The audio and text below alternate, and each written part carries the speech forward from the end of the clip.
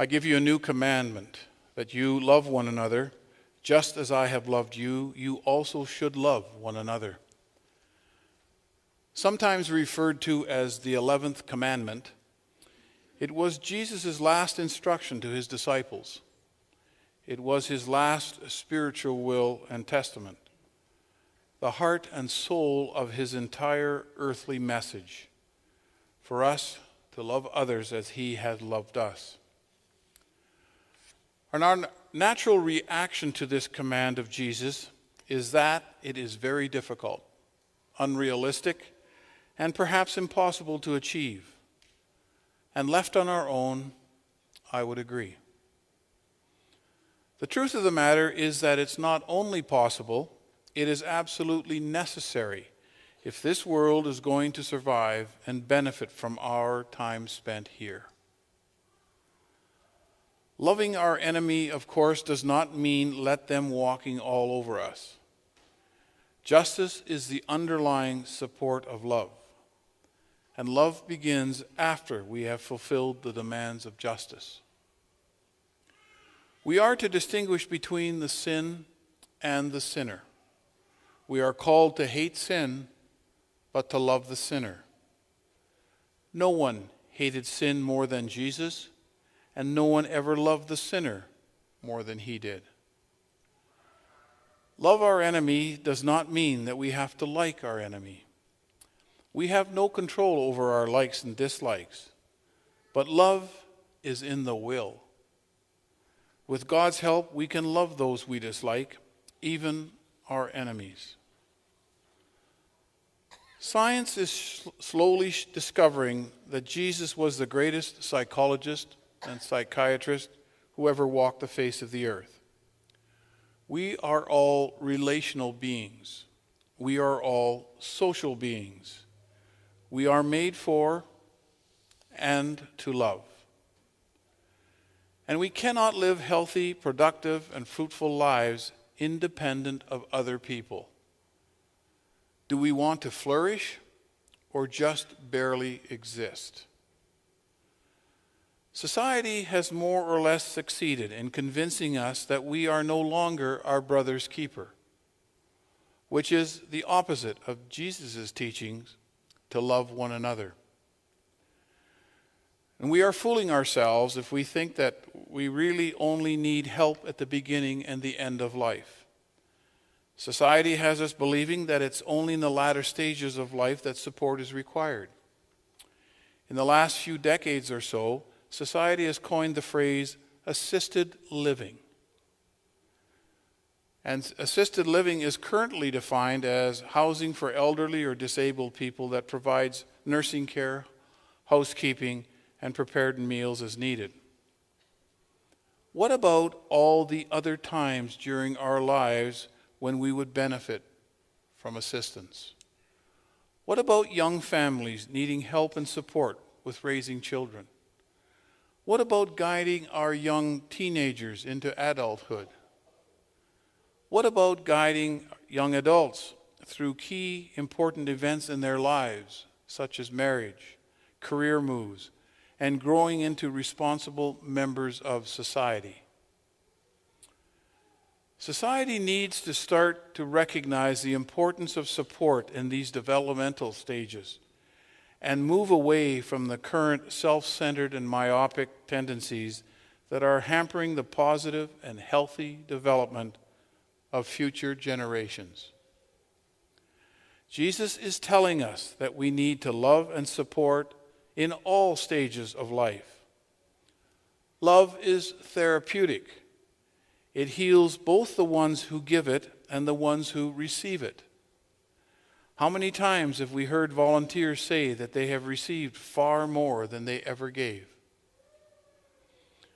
And Jesus' 2,000-year-old solution still stands, but it seems that the world is bound and determined to try everything but.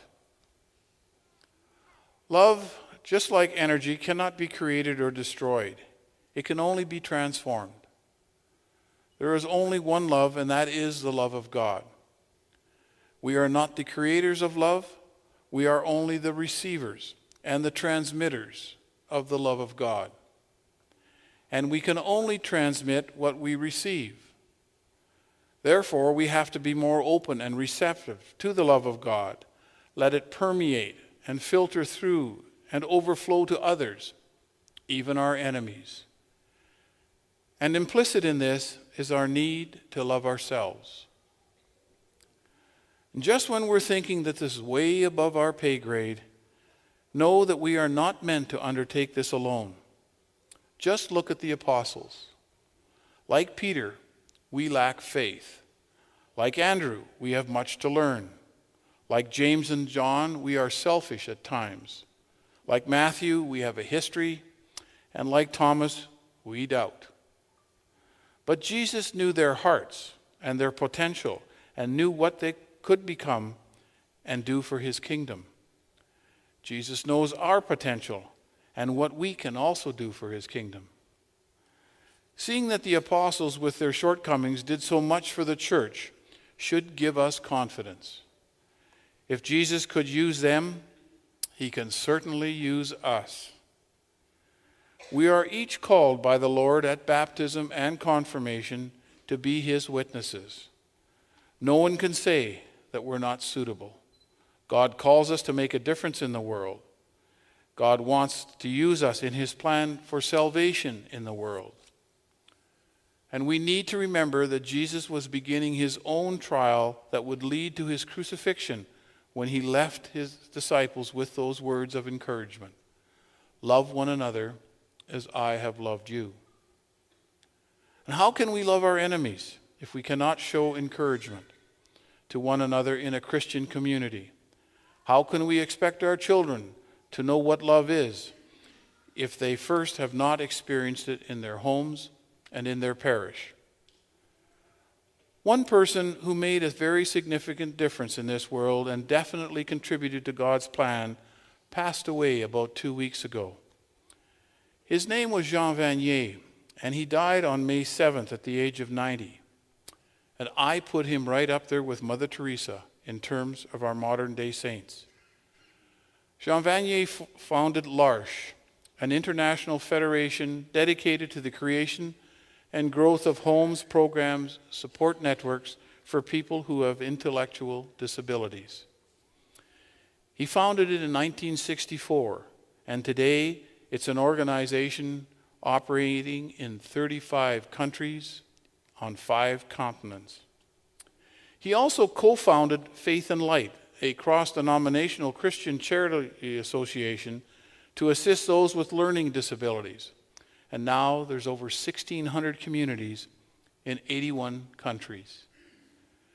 Jean Vanier was a philosopher, a writer of at least 33 books that I know of, religious and moral teacher. And he spent more than 4 decades as a dedicated advocate of the poor and the weak in our society. And if you want to hear the intent of Jesus' teachings in another human's words, listen to the following quotations. A community is always built around people. People should not be shaped to suit community. I am struck by how sharing our weakness and difficulties is more nourishing to others than sharing our qualities and our successes. Another one, communion means accepting people just as they are, with all their limits and inner pain, but also with their gifts and their beauty and their capacity to grow to see the beauty inside of all that pain. In 2015, Vanier was awarded the Templeton Prize, and at that ceremony he said, "Before being Christians or Jews or Muslims, before being Americans or Russians or Africans, before being generals or priests, rabbis or imams,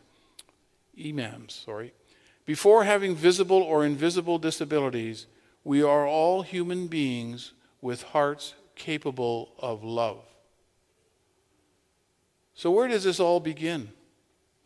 Well, in a sense, it's true that charity does begin at home.